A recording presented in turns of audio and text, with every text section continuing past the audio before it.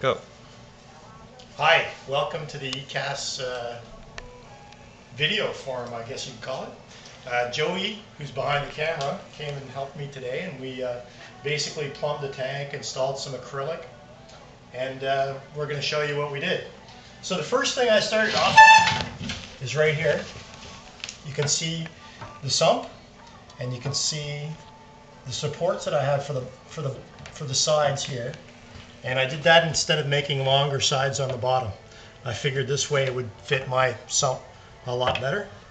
Then I have a support down here for the egg crate, which will hold up all my filter media. You can see it's not full yet. I have to make a trip to the dollar store. And here I have the drip plate for my filter. The only problem I did with this is I probably drilled the holes too big. They're 1/4 of an inch.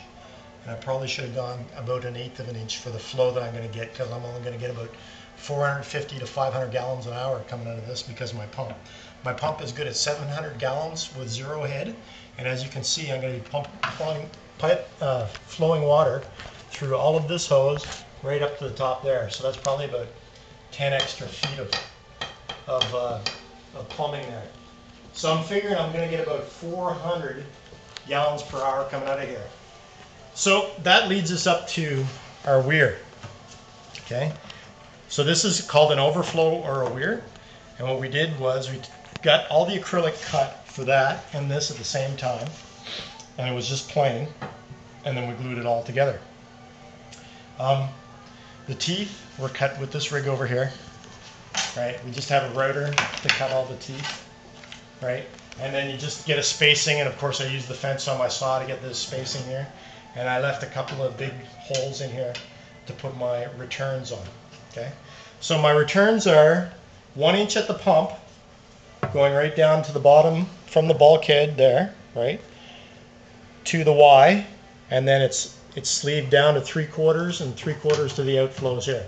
And my flow probably will not be that strong coming out of here because it is only about 400, 500 gallons an hour coming out of a 3/4 inch hose.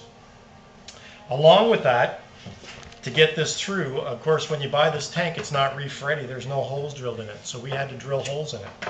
And I'll get the items that we used here. This is a diamond drill for cutting through glass. And all we did was we marked out where our spots were going to be, because we put our Durso standpipe in here and our returns, and we wanted to have some room in there. So if you look down below, you can see where we put our holes for the bulkhead, right?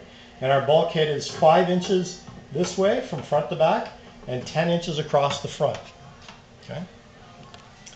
The only thing you got to worry about your teeth spacing here is that your teeth are above where you want your level of water to be, because the water will be about up here is what we're figuring when it's flowing full flow out of the pump.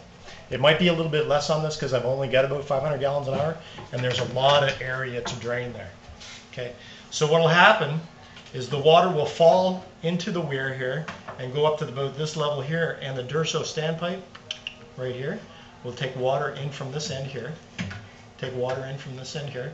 and of course we have our siphon break here. So what will happen is as water comes up, the air pressure is let out there, so water will fall straight down to through the pipe. Once it falls down the pipe, it'll hit this elbow down here, go straight across and into the top of the drip plate for the aquarium. Go down through our drip plate and through the filter media, back up the pump, through the hose, up through the bulkhead, and out through the returns. So that's it for today, I think.